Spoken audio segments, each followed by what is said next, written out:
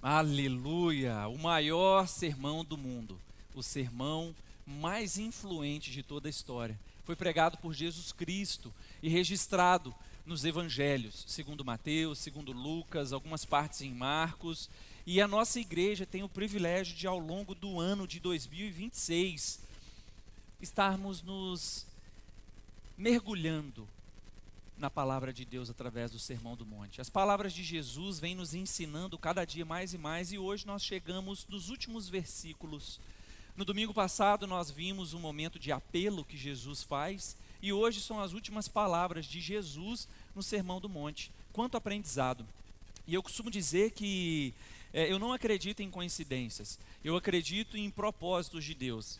A nossa igreja começou também ao longo desse ano a leitura anual da Bíblia. Nós estamos lendo toda a Bíblia juntos, aproximadamente 3 versículos a cada dia, uns 15 a 20 minutos de leitura da palavra. E o mais interessante, meus amados, é que essa semana, quem está acompanhando a leitura bíblica aí, nós estamos lendo Esdras e Neemias. Esdras e Neemias fala sobre reconstrução do templo de Jerusalém e reconstrução dos muros. E a palavra de Deus hoje é exatamente sobre uma casa bem alicerçada na rocha que é Cristo. Então, parem para poder refletir se isso é mera coincidência ou se de fato isso é propósito de Deus para fortalecer o nosso conhecimento e o nosso entendimento, Tem um texto lá em João, no capítulo 8, no verso 32, que diz: "E conhecereis a verdade vos libertará." Por que nós temos o estudo bíblico? Por que nós temos pregação expositiva? Por que nós lemos o texto, a Bíblia, ao longo do ano? Porque é o conhecimento da palavra de Deus que nos liberta a cada dia. E Cristo tem nos dado o privilégio de caminharmos juntos nessa jornada. Não é uma maratona, ou não é um tiro de 100 metros, mas sim uma maratona ao longo da vida que nós estamos vivendo juntos. Irmãos, tem sido um privilégio para mim, para minha família, estarmos caminhando com essa igreja ao longo desse um ano. E aí os irmãos podem parar para pensar: mas pastor, aonde que está a coincidência de estar lendo Esdras e Neemias nessa semana, sendo que o Senhor vai pregar sobre reconstrução, sobre uma casa construída sobre a rocha? É que o tema de hoje, irmãos, a mensagem de hoje, o versículo que nós vamos ler hoje, foi decidido ano passado. E nem nos nossos melhores entendimentos poderíamos imaginar que iria coincidir com o entendimento de hoje. Então eu quero convidar você a abrir a sua Bíblia, a ligar a sua Bíblia e acompanhar conosco o que está escrito em Mateus, no capítulo 7, a partir do verso 24, nós vamos estar meditando nas últimas palavras de Jesus acerca do sermão mais importante do mundo. Nós vamos ver as orientações, os ensinos que Jesus nos dá. A mensagem de hoje tem como tema a casa sobre a rocha, a casa que foi firmada sobre a rocha. Nós vamos ver que Cristo trabalha 2 paralelos, a casa sobre a rocha e a casa sobre a areia. Então, é muito interessante que ele dá essas instruções após ele fazer um apelo. Na semana passada a gente viu que Jesus convidou todos fazendo um apelo: olha, entrem pela porta estreita, decida hoje me servir. E agora ele está dizendo assim: a construção da sua casa, ou seja, após aceitarmos a Cristo, é um processo contínuo que nós vamos fazer de crescimento e solidificação em Cristo, que é a rocha, que é a pedra angular. Todos encontraram? Mateus, no capítulo 7, do verso 24 em diante. Na minha época, falava assim: todos encontraram? Amém? E aí aqueles que não encontravam falavam: misericórdia. E aí, quem é dessa época? Poucas pessoas. Eu estou vendo que o tempo está passando rápido demais para mim. A maioria delas são mais novas aí, aqui não é. Então, Cristo começa nos orientando dizendo assim, a partir do verso 24: todo aquele, pois, que ouve estas minhas palavras e as pratica, será comparado a um homem prudente que construiu a sua casa sobre a rocha. Caiu a chuva, transbordaram os rios, sopraram os ventos e bateram com força contra aquela casa. E ela não desabou, porque tinha sido construída sobre a rocha. E todo aquele que ouve estas minhas palavras e não as pratica, será comparado a um homem insensato, que construiu a sua casa sobre a areia. Caiu a chuva, transbordaram os rios, sopraram os ventos e bateram com força contra aquela casa e ela desabou, sendo grande a sua ruína.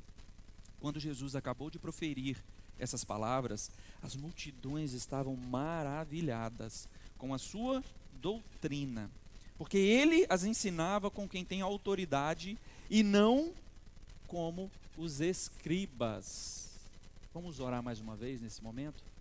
Feche seus olhos, começa a dedicar um tempo de oração ao Senhor, pedindo para que Ele fale profundamente contigo. Querido Deus, maravilhoso Pai, estamos aqui reunidos para esse culto de celebração ao Senhor, agradecidos, ó Deus, porque até aqui o Senhor tem sido Deus presente. Sim, Ebenezer, até aqui nos ajudou o Senhor.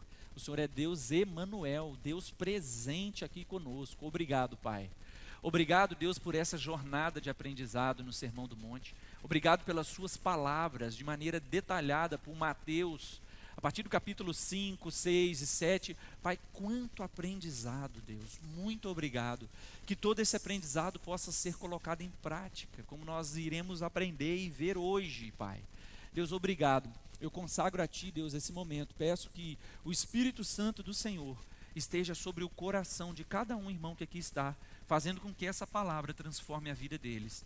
Não deixe que nada venha tirar o foco, não deixe que nada venha tirar a atenção. E que no nome de Jesus haja transformação de vidas e conversão para a honra e glória do Teu nome. Deus, eu Te oro agradecido por tudo, Senhor. No nome santo de Jesus, amém. Aleluia. Bom, quando lemos esse texto, se lermos esse texto de maneira isolada, a gente pode por algum momento pensar que Jesus está falando sobre construção civil, né? Porque construa sua casa sobre a rocha. Temos aqui alguns irmãos que trabalham com construção, o Andrielis que está lá no som, Ramon, outros irmãos aqui, e aí sabem muito bem como funciona a construção de uma casa, né? A construção de uma casa começa normalmente com a escolha do terreno. Depois da escolha do terreno, se o terreno já tiver tudo preparado, se já tiver tudo organizado, você já começa a fazer ali então a furação dos buracos para fazer a base, a sapata, como é chamada no Brasil. Mas se for um terreno que tiver muito sujo, se for um terreno que tiver cheio de gramas, no Brasil, eles exigem que você coloque aquele tapume em volta. E quando você coloca aquele tapume, primeiro você tem que fazer toda a limpeza, você tem que preparar todo aquele terreno, tirar todos aqueles lixos que ali tem, para poder depois começar a construção daquela casa, daquele prédio, daquele edifício. E é interessante que quando começa-se uma obra perto da nossa casa, e as pessoas colocam um tapume lá no Brasil, não sei se vocês é assim, mas eu ficava curioso.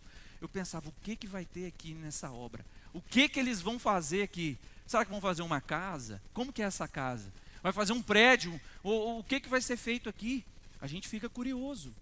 E o interessante é que enquanto aquele tapume está isolando todo aquele espaço, aqueles plywoodies, né, como é dito aqui nos Estados Unidos, está cercando ali aquele ambiente, a obra está acontecendo interna. A obra está acontecendo e quem está do lado de fora não consegue visualizar o que está acontecendo lá dentro.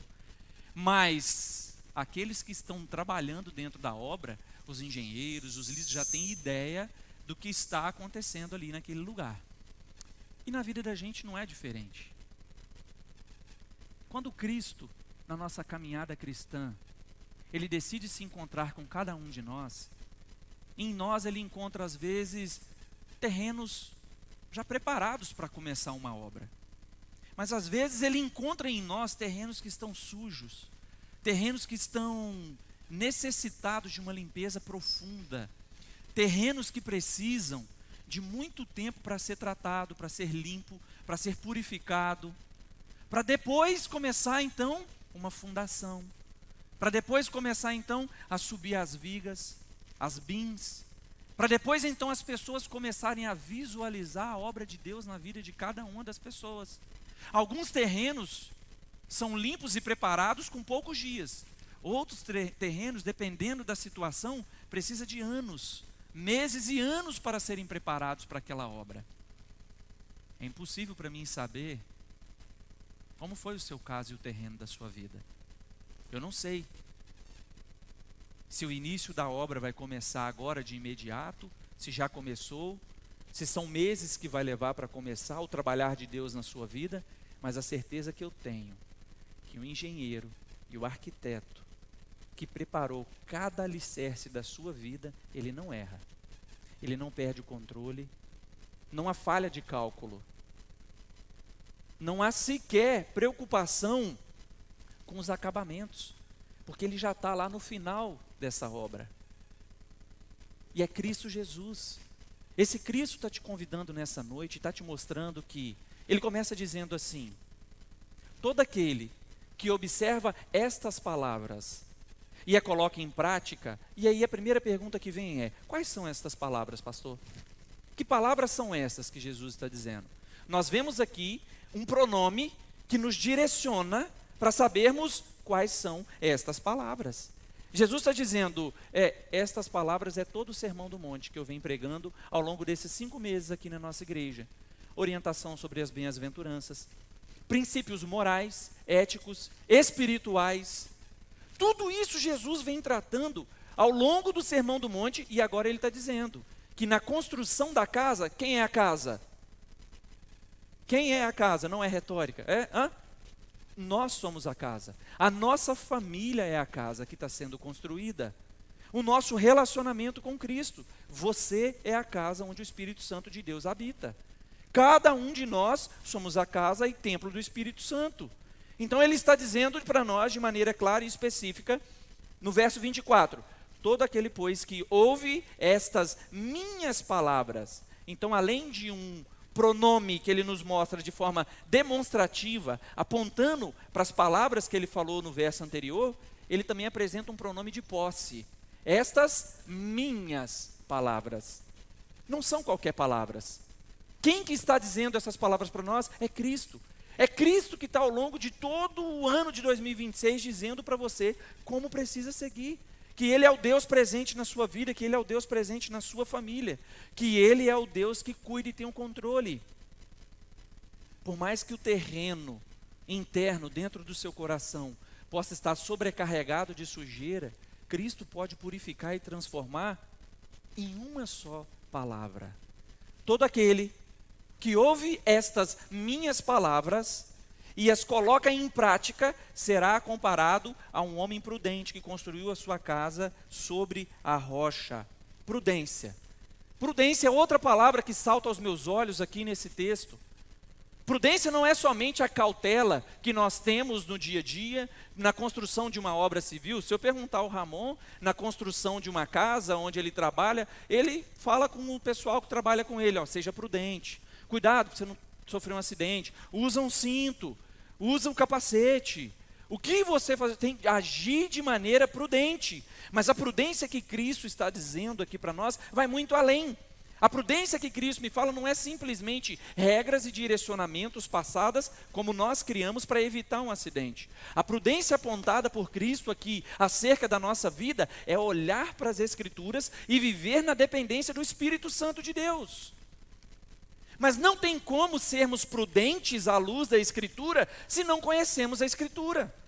É por isso que João, no capítulo 8, no verso 32, ele diz que conheça a verdade, e a verdade vos libertará. Libertar o quê? Dos seus erros, das suas péssimas escolhas, das suas decisões infundadas. O homem prudente conhece a Bíblia, pratica, coloca em prática. Por quê? Tem o conhecimento da palavra, mas é preenchido também pelo Espírito Santo de Deus. Então a prudência que Cristo nos convida a ter não é meramente cuidados humanos, mas é uma dependência do Espírito Santo em todas as nossas decisões. Principalmente dentro da nossa família, dentro da nossa casa. É olharmos para a maneira que estamos construindo o nosso lar, enxergar para esse ambiente e falar, nós estamos, de fato, construindo uma família na presença de Cristo. Colossenses, no capítulo 2, o verso 6 e o verso 7 nos convida a seguinte situação. Uma vez que nós ouvimos Cristo, sabemos quem Ele é, que possamos estar enraizados, que possamos nos aprofundar em Cristo. E aí ser o quê? Alicerçados, edificados nele. Primeiro, então, como uma construção acontece, é feita a fundação. E o interessante é que na construção de uma família saudável, sobre a rocha que é Cristo, nós começamos pela fundação, e se eu perguntar a qualquer um irmão que tem conhecimento de construção civil, vai saber me responder muito bem.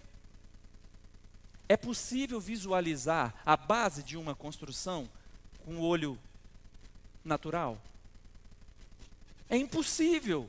Você consegue enxergar uma casa, ver a beleza dela por fora, ver a arquitetura. Aqui nos Estados Unidos temos lindas casas. Cada um de nós aqui já passamos perto de casas extraordinárias. Mas o que sustenta a beleza daquela casa, a estrutura daquela casa, não é o que reflete do lado de fora. É a base de sustentação, e quanto melhor e maior for a base de sustentação, maior e mais estruturada pode ser aquela casa. E para fazer a fundação, aqui nos Estados Unidos é menos difícil um pouco, que tem as patrolas, que tem os equipamentos, mas eu já tive a oportunidade de trabalhar de servente de pedreiro com meu tio Deleio, no Brasil, e cavar uma sapata de 1,5 por 1,5, quem aqui já fez isso alguma vez? Quem quer voltar a fazer? As mãos baixou rapidinho, porque não é fácil. Quanto maior é a fundação, maior você tem que preparar a sapata para poder ter o concreto que vai sustentar aquele prédio, aquele edifício. É doloroso, é árduo, é difícil, é trabalhoso, é cansativo. Só que Cristo não está falando sobre engenharia civil, Cristo está falando sobre a engenharia da sua vida, a engenharia da sua família. E por que eu estou trazendo essa analogia, essa metáfora da construção civil? Para que na sua mente possa materializar a dificuldade de construir uma família sólida na rocha. Porque se olharmos o texto de maneira isolada, parece que as pessoas vão encontrar uma rocha de qualquer maneira e vai escolher, eu vou construir aqui. Não! Nós sabemos que para ter uma construção sólida, nós precisamos cavar, até encontrar um local onde possamos firmar nossa base. Cavar, trabalhar, isso dá muito trabalho e requer muito esforço. Assim também é a nossa vida espiritual. Uma família saudável, você não encontra por aí. Você constrói com muito esforço, com muita oração, leitura da palavra, dedicação.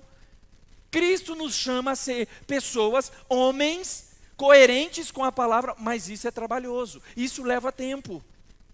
Isso é árduo, isso exige de nós muito esforço, exige tempo, exige horas trabalhadas, exige abdicação da nossa vontade, dos nossos desejos, o desejo de, como a Verônica orou no início, Senhor, obrigado pelo verão, obrigado pela praia, obrigado, Senhor Jesus, pela piscina.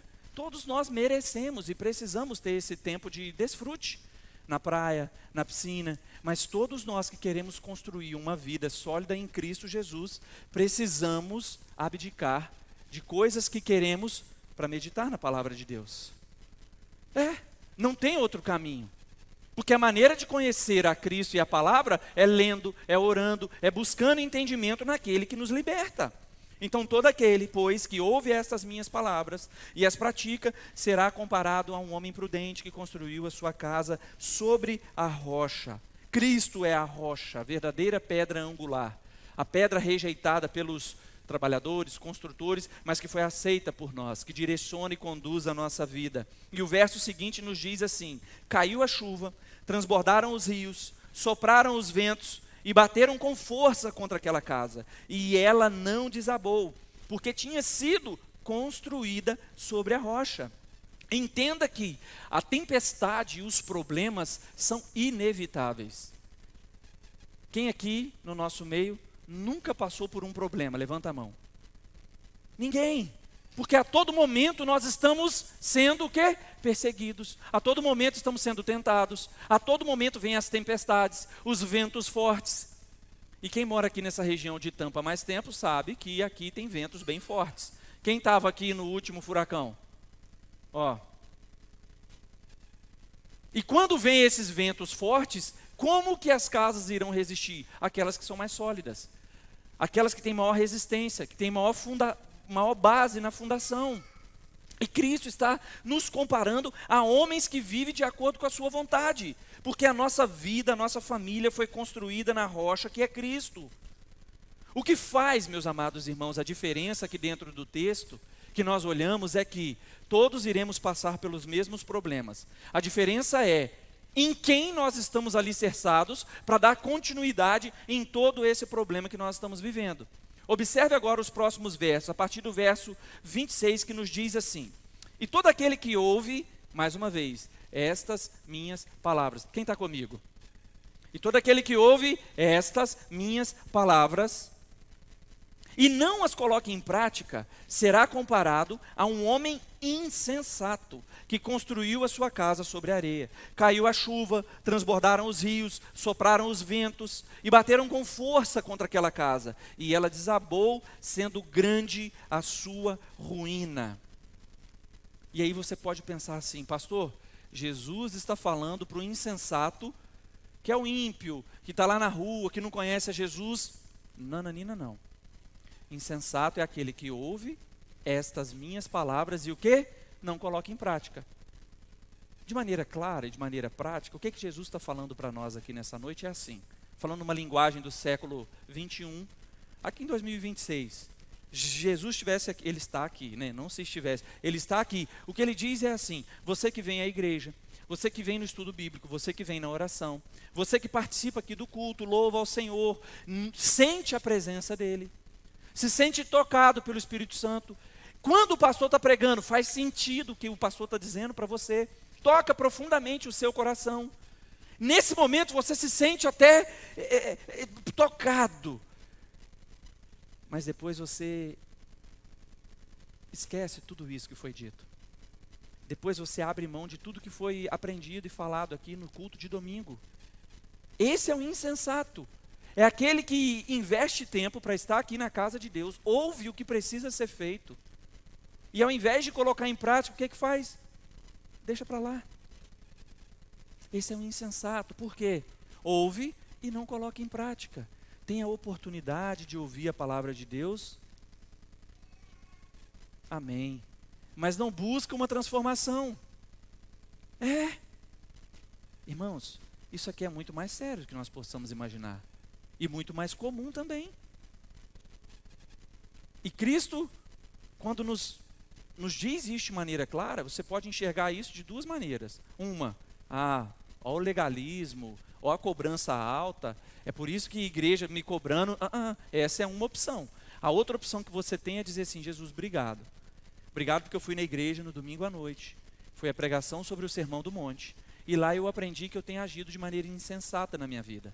O pastor tem pregado que nós precisamos ter um tempo de oração sozinho. O pastor, ao longo desse ano, tem pregado que nós precisamos fazer a leitura bíblica. O pastor está lendo a Bíblia junto com a gente. O pastor deixou o contato dele disponível para enviar mensagem no WhatsApp e tirar dúvida. O pastor tem um estudo bíblico, dia de terça-feira, tem um encontro de oração.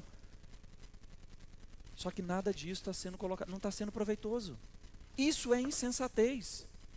Isso é de fato insensatez, não faz sentido.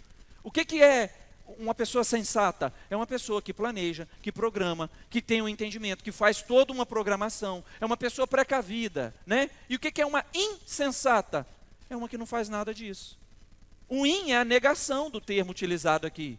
É uma pessoa que está aqui no nosso meio, junto com a gente, mas que a partir de amanhã vai continuar vivendo a vida como se o hoje não tivesse acontecido. Agora a pessoa sensata vai olhar e vai falar assim: pastor, não consegui compreender essa parte da mensagem. Ou então, pastor, essa palavra falou muito forte ao meu coração. Eu preciso de ajuda para caminhar junto, porque não é fácil. Eu não estou dizendo que o homem insensato é aquele que tem dificuldade de superar, porque é difícil, irmãos. É um desafio muito grande. Mas quando caminhamos juntos, Cristo é o quê? É a nossa rocha. É quem nos sustenta, é quem nos capacita. É por isso que a palavra de Deus diz que nós precisamos caminhar juntos, trocando um com o outro as nossas dificuldades, para que possamos ser fortalecidos. Por isso que existe igreja. Por isso que nós temos o hábito de caminhar com quem compactua da mesma fé que nós. Porque eu vou falar assim: irmão, eu estou com uma dificuldade no meu casamento. E aí o outro vai falar assim: eu já passei por essa dificuldade no casamento. Cristo esteve no controle. E aí aquele que vai ouvir essa palavra vai falar assim: nossa, como que você superou esse momento no casamento?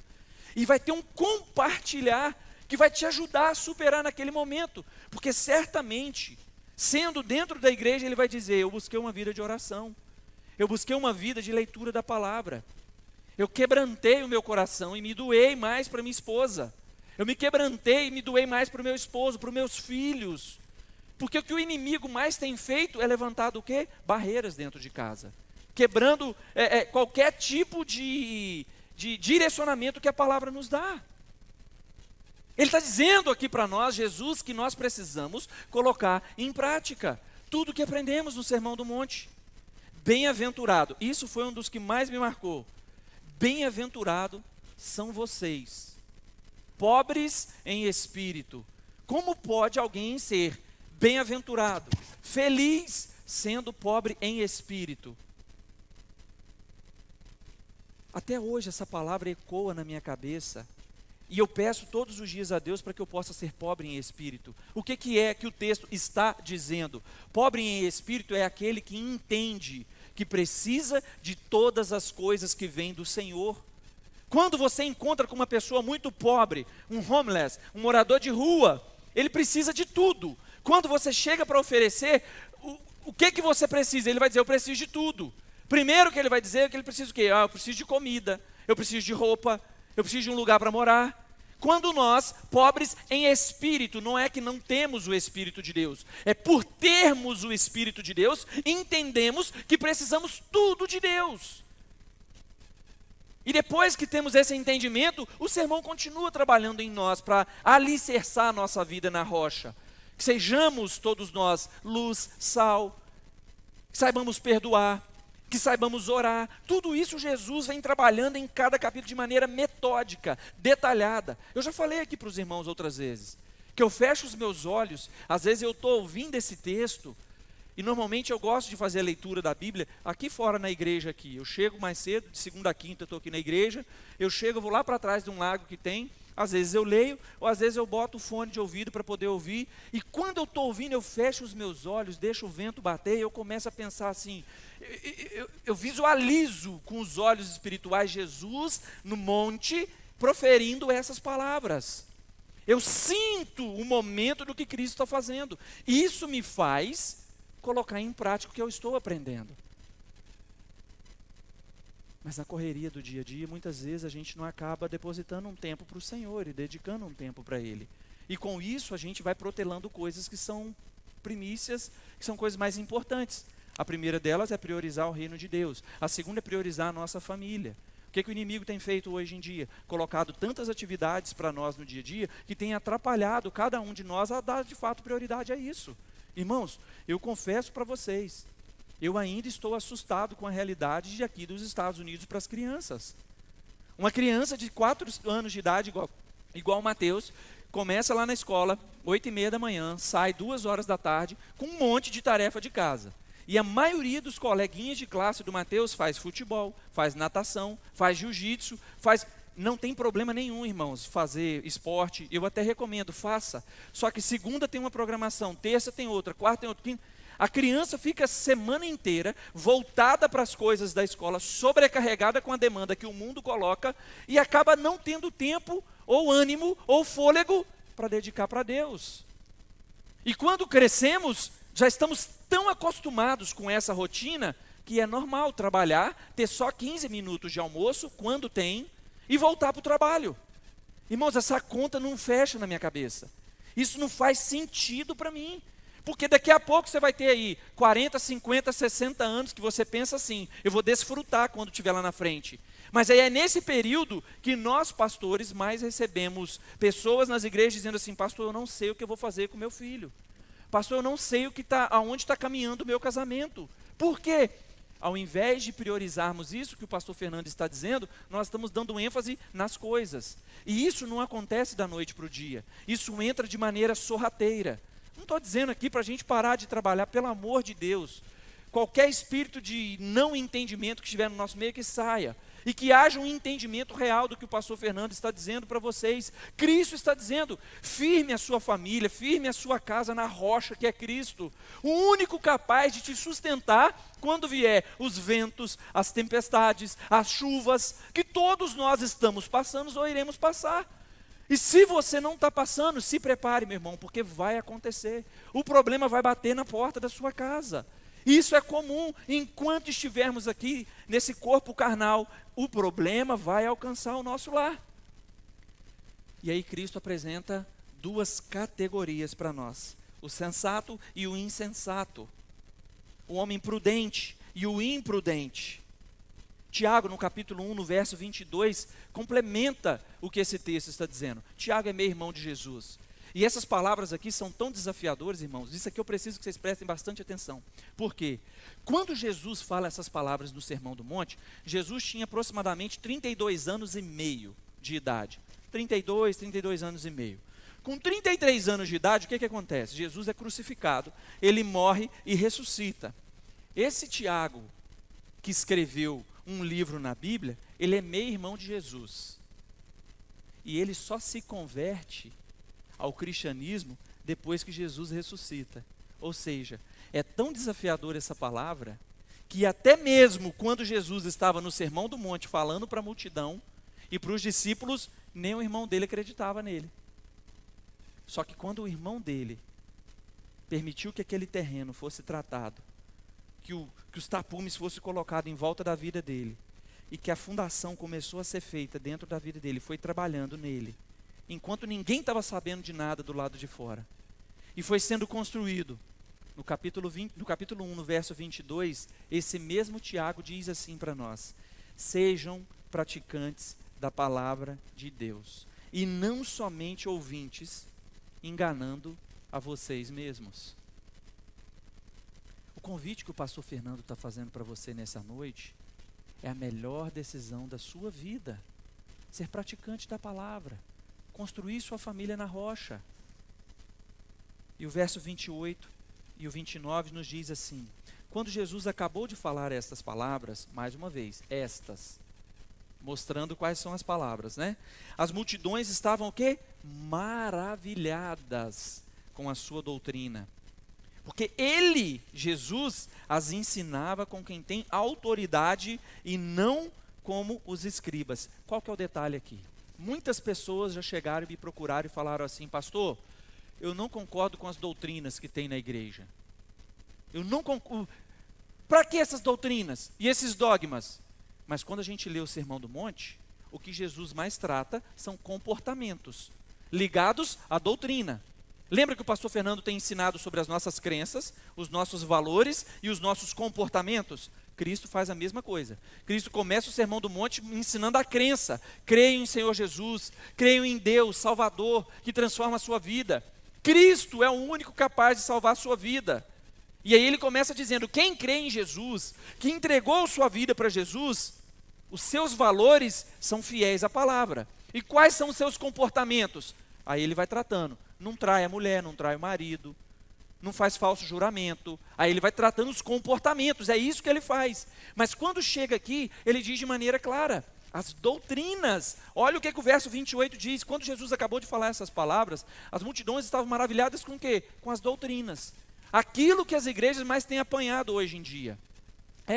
Pastor, para que essas doutrinas? Se Cristo nos orientou. Irmão, se nós não tivermos regras e doutrinas, isso aqui vira qualquer coisa menos igreja. Qualquer coisa menos igreja. Essas doutrinas têm que ser fundamentadas na palavra, para que se não transformem em legalismo. O que é legalismo? É aquilo que os fariseus faziam. Colocavam um peso maior do que o que as pessoas podiam suportar. Não é isso que Cristo está trabalhando nessa noite. Cristo está olhando para cada um de nós e dizendo assim: a sua família precisa ser alicerçada na rocha que é Cristo. Mas se porventura você caminhou até hoje de maneira insensata, sem firmar a sua família na rocha que é Cristo, hoje Ele te dá a oportunidade de trabalhar isso. Mas pastor, o senhor não faz ideia. O meu casamento, minha família já está em ruínas. Eu não converso mais com meu filho. O meu filho já até saiu de casa. A minha esposa está em tempo de separar. O meu marido já não quer saber de mais nada. Minha família, pastor, está um caco. E essa é a boa notícia dessa noite. Que nós servimos a um Deus especialista em transformar ruínas na construção mais bela do mundo. Esse Deus é capaz de trabalhar na fundação da sua família. Esse Deus é capaz de fazer uma construção tão linda que as pessoas vão olhar e vão admirar de fora. Nossa, que família linda! Mas para ter essa família tão linda, você precisa alicerçar através da oração, através do conhecimento da palavra, fazendo culto no lar com seus filhos, tendo um tempo de oração só com a sua esposa, saindo para jantar. Ó, as mulheres já deu um sorriso. Eu olhei daqui, quando eu falei isso, todas elas, sem tirar nem pôr, todas elas já deu um sorriso. É convidar a sua esposa, olhar no olho dela e jogar limpo. E falar assim, igual eu falo para minha esposa às vezes, como pode você tão bela assim escolher eu?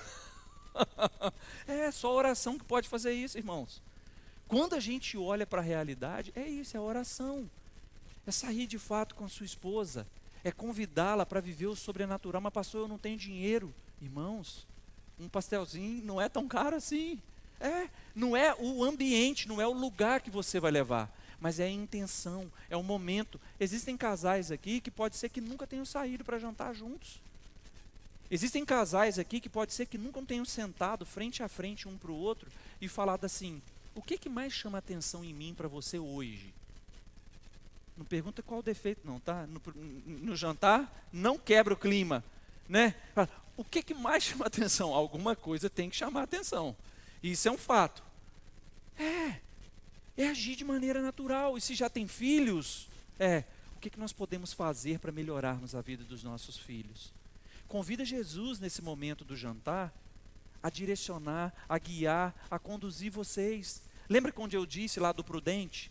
Não é só aquele que faz um planejamento humano, mas é aquele que é guiado pelo Espírito Santo de Deus. Se a sua família chegou aqui nessa noite destruída em pedaços, a ótima notícia é que Cristo pode restaurar. Pode ser que você esteja aqui até sem o seu marido. Pode ser que você tenha vindo na igreja hoje sem a sua esposa. Ou no caminho da igreja vocês amarraram uma briga danada, mas decidiram estar aqui para saber que Jesus, ele cuida de cada detalhe. Se vocês não estivessem aqui, essa palavra não seria para vocês. Mas se vocês estão, é porque Cristo tem um propósito maior para o relacionamento de vocês. Para quando as pessoas olharem de fora, desejar ter uma família estruturada como a família de vocês. E isso ele pode fazer. E dentro desse texto eu tiro algumas lições. A primeira dela que eu quero compartilhar com vocês é que as duas casas passaram pelos mesmos problemas. Enfrentaram chuva, os rios transbordaram, os ventos sopraram fortemente. A diferença é que uma família estava alicerçada em Cristo Jesus. E a outra se desesperou, perdeu o controle. Por quê? Porque não tinha fundação. Porque não tinha base. Só quem aqui já passou por uma enchente avassaladora dentro de casa sabe exatamente do que eu estou dizendo. Só quem já passou por um furacão sabe. Só quem já teve o casamento por um fio sabe o que o pastor Fernando está dizendo. Aquela angústia que gera dentro. Às vezes o orgulho que não deixa você dar o braço a torcer. Meu amado, minha amada, Cristo está te convidando nessa noite a restaurar aquilo que é o bem mais precioso nessa terra, que é a sua família. Às vezes você pode ter desistido do seu filho, não faça isso. Continue perseverando na oração pela vida dele. A segunda coisa que eu quero destacar para você nessa noite é que observe que a fundação de uma casa, nós não podemos ver com os nossos olhos carnais. Ou seja, a construção da base torna a casa completamente estruturada. Então, depois que você faz a construção, a base, que é trabalhoso, que é cansativo, aí você começa a trabalhar na beleza da casa. Aí você começa a trabalhar naquilo que as pessoas podem ver. E vão olhar para a sua família e vão dizer, eu quero que a minha família seja como essa.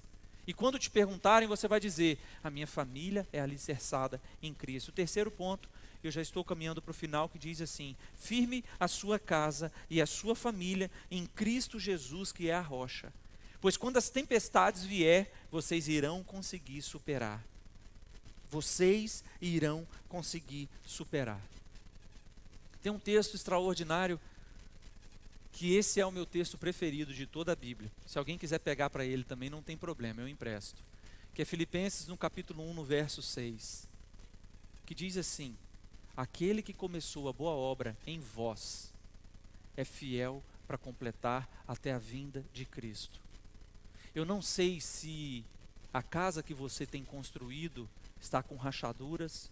Eu não sei se a casa que Deus tem construído na sua família está passando por algum tipo de tempestade, mas o que eu sei é que aquele que começou a boa obra é fiel para completar até a vinda de Cristo Jesus.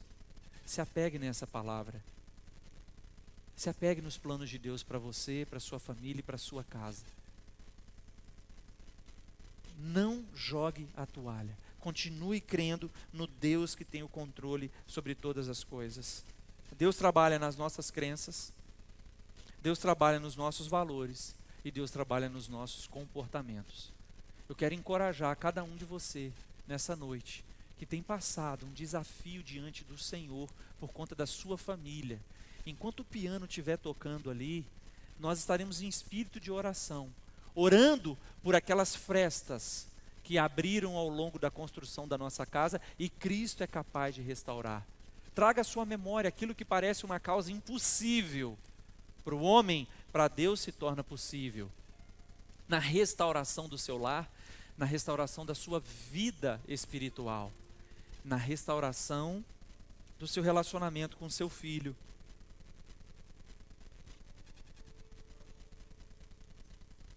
Não deixa que nada tire sua atenção nesse momento. Peça que o Espírito Santo de Deus comece a trabalhar, mas declare genuinamente para o Senhor.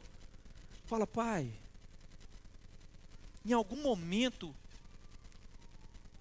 eu me perdi no meio desse caminho e decidi construir com as minhas próprias forças.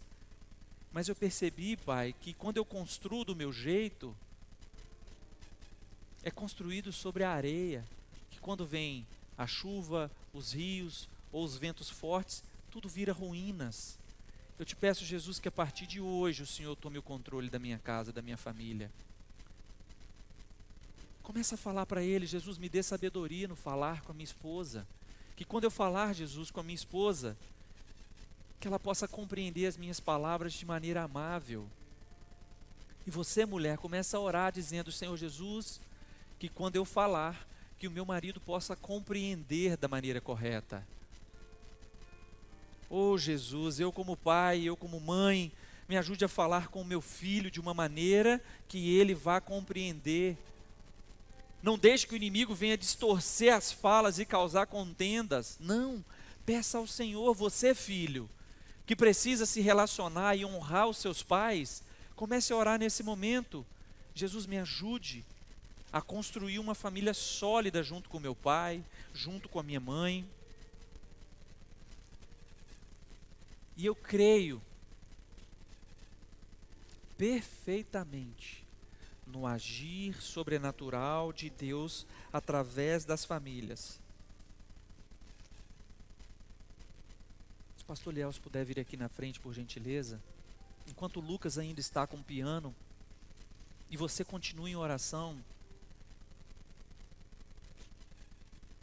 dizendo para o Senhor que as tempestades virão, mas para que o Senhor esteja na rocha, para que o Senhor esteja no controle da sua vida. Enquanto o pastor Liel estiver cantando esse louvor, juntamente com o Lucas, você tem a oportunidade de vir aqui na frente do altar, apresentar diante de Deus qual a parte da sua família que está desestruturada. Aquele louvor que nós cantamos nessa noite. Se o trovão e o mar erguendo vêm sobre a tempestade, nós voaremos, nós avançaremos, porque Cristo é quem nos sustenta, nos conduz. Assuma um compromisso diante do Senhor nessa noite.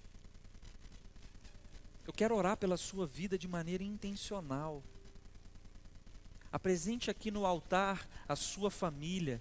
Você que deseja consagrar os seus filhos ao altar do Senhor. Você que deseja consagrar o seu marido ao altar do Senhor, você casal que deseja consagrar sua família ao Senhor, dê um passo de fé, vem aqui na frente.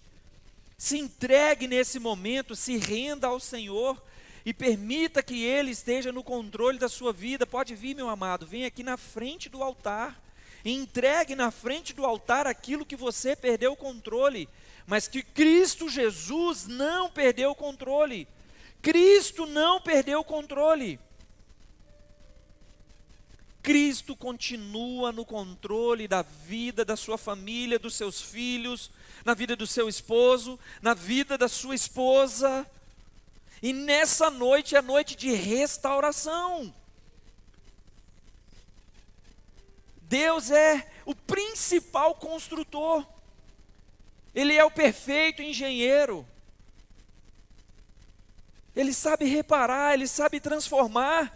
Coloque nas mãos do Senhor nessa noite qual a área da sua família que precisa ser restaurada, e Ele fará novo. Confie fielmente nesse Deus, mas nesse momento, enquanto eu estou dizendo, enquanto o louvor estará acontecendo, eu sei que o orgulho não vai deixar você tomar essa atitude. Não deixe que o orgulho venha te parar nessa noite. Enquanto esse louvor está acontecendo, venha em espírito de oração. Com poder, vem esconder, Senhor. Se o trovão e o mar se erguendo vem, sobre a tempestade eu vou. No meio dessa tempestade, vocês não estão só. Sobre as águas tu também és rei. Cristo Descansar continua no controle. eu sei que és Deus.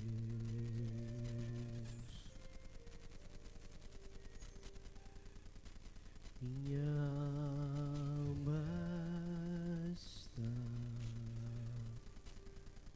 segura em ti, sabe bem que em Cristo firme está. Se o trovão Aleluia, e o mar Senhor. se erguendo vem, sobre a tempestade eu voarei, sobre as águas tu também és rei. Descansarei, pois sei que Deus. Querido Deus, nesse momento, ó Deus, nessa tarde, nessa noite, eu peço a Deus o descanso para cada um desses irmãos que deram com um passo de fé, entregando a sua família no altar, entregando o seu matrimônio, o seu relacionamento, o seu casamento, o seu relacionamento com os filhos, ó Pai, entregando genuinamente ao Senhor, Deus. Então eu peço que a paz do Senhor esteja sobre essa família, mas eu peço também, Deus, que o Senhor esteja restaurando os casamentos. Eu peço, Pai, que o Senhor esteja nesse momento, ó Deus, fortalecendo, ó Pai, a união. Eu peço, Senhor Jesus, que o Senhor esteja, Pai, transformando os terrenos. Se existe, ó Deus, famílias que estão sobrecarregadas de entulhos, que o Senhor possa limpar e fazer tudo novo. Famílias que podem estar em ruínas, reconstrua e faça novo, Pai. No nome santo de Jesus, eu consagro, Deus, esse momento ao Senhor, crendo que de maneira sobrenatural o Senhor tem agido, porque o Senhor é um Deus presente. Nós aprendemos, Senhor Jesus, ao longo dessa jornada, que nós podemos pedir ao Senhor. Então eu peço intencionalmente por cada família sendo representada, Pai. Que essas famílias, ó Deus, possam ser alicerçadas em Ti. Que essas famílias, ó Deus, possam ser revigoradas em Ti. E as famílias, Senhor, possam ter o Teu descanso e a convicção de que o Senhor não perdeu o controle. Eu não creio em coincidências, eu creio no agir intencional de Jesus. Então, ó Deus, através da Tua palavra, eu creio, ó Pai, que a partir de hoje, essas famílias serão restauradas em Ti. Maridos irão genuinamente se converter ao Senhor para caminhar com as esposas. Filhos irão se render ao Seu evangelho para honrar os pais. Esposas irão se quebrantar para poder ser uma esposa segundo a Tua palavra. No nome de Jesus, caminharemos junto com o Senhor.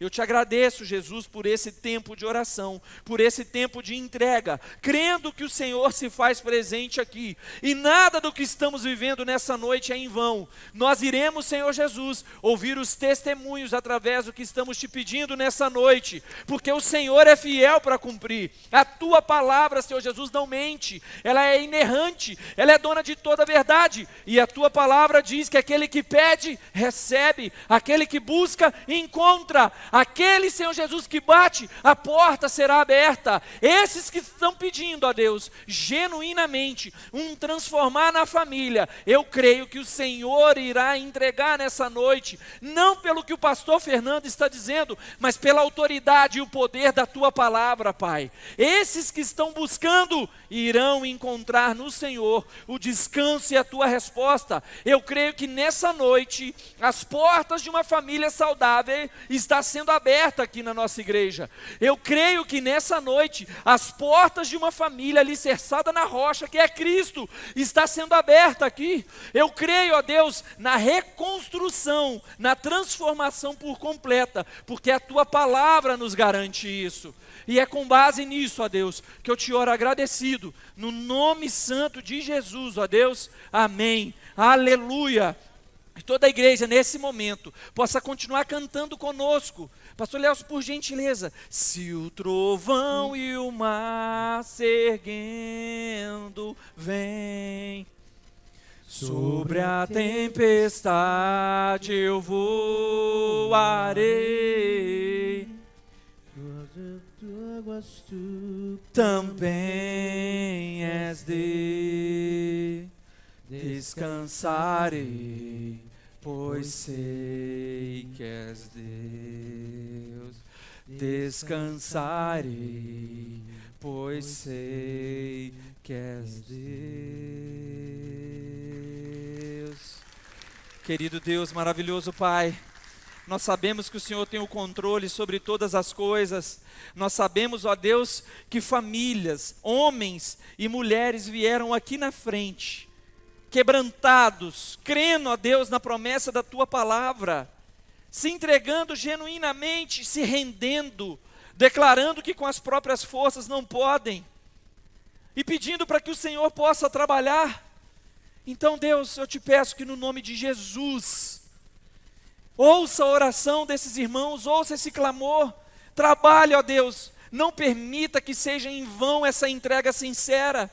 O que o Senhor espera de nós é um coração contrito, um coração quebrantado, e nessa noite nós vimos aqui, Pai, pessoas buscando a Deus, a Tua ajuda, em prol das suas famílias. Deus, eu Te agradeço por esse culto agradável ao Senhor, eu Te agradeço por esse momento extraordinário que nós estamos vivendo na Tua presença. Eu Te agradeço, ó Deus, por saber que o Senhor é a base que tem sustentado a Igreja Batista Connection. Eu Te agradeço porque o Senhor é quem tem, ó Deus, feito essa obra. É o Senhor que tem construído essa família Batista Connection. Obrigado, Jesus. Eu oro a Deus pedindo para que essa semana seja uma semana, Deus, diferente de todas as outras. Que essa semana seja uma semana de compromisso com o Senhor. Uma semana, Senhor Jesus, de propósitos. Uma semana de jejum.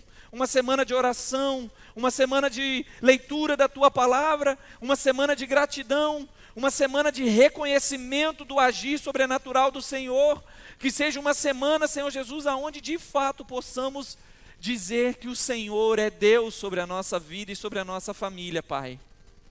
Eu oro nesse momento pedindo que o amor de Deus Pai, que a graça do soberano Filho e que as doces consolações do Espírito Santo esteja com toda a igreja, no nome santo de Jesus. Amém, amém, amém, aleluia, glória a Deus, louvado e exaltado seja o nome do Senhor.